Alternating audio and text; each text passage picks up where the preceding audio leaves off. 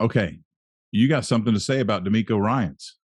Yeah, Demeco Ryans was the hottest coach on the market in 2023.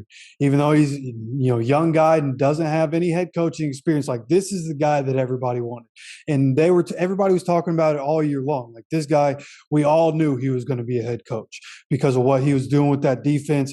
And I've heard so many former players former players from the Colts, former players from the Texans talk about how smart this guy is and the kind of energy that he brings. A lot of the things that we were talking about with Shane Steichen, but this guy's on the defensive side of the ball. Shane Steichen was a coach on the defensive side of the ball at one time in his coaching career too. But Demeco Ryans was the guy coming in. And not only he got hired right around the same time Shane Steichen did, but this guy has put together a pretty good roster of coaches so far at this point.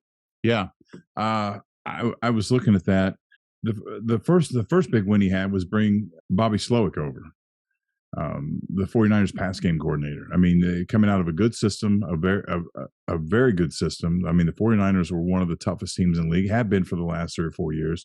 So Ryan's coming over from the 49ers and bringing part of the offense with him was probably a really smart move to begin with. So do you think,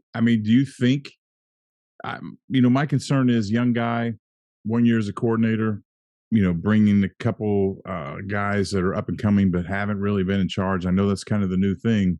I don't have as good a feeling about this as you do. I'm not sure.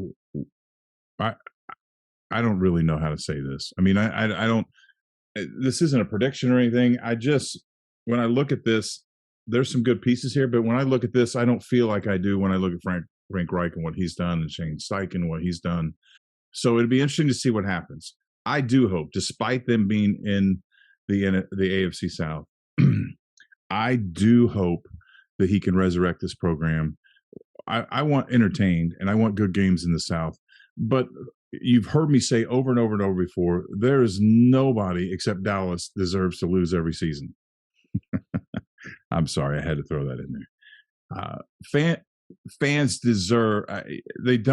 don't deserve to have shitty teams over and over and over. When you have down years, that's one thing, but every fan deserves to have their team to be competitive at least 50% of the time.